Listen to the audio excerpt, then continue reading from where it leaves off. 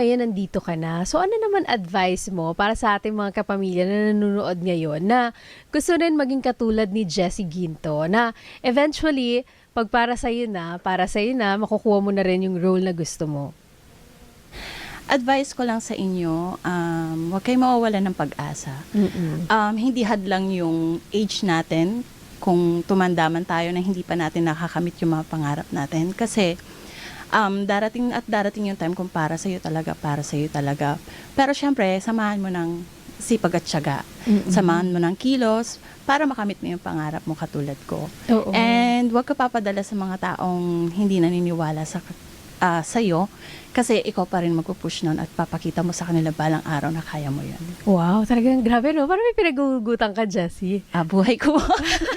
Parang ganun na nga Oo, po yun. bakit? May mga naging ano ka na ba? May mga nag-doubt ba sa kakayahan mo bilang actress? Actually, marami po. Relatives. Ay, relatives. Ala, talaga naman, dito pa talaga nagsubong sa bongga ka, Jai. Oo, bakit naman? Ano sinasabi nila?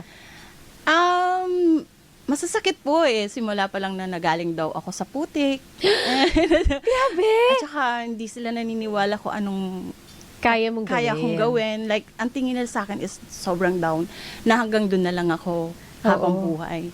Tapos, sobra talaga. Oo, parang Sobra pa-face off na tayo, Dahil dyan, papasukin natin ang inyong tita, tito.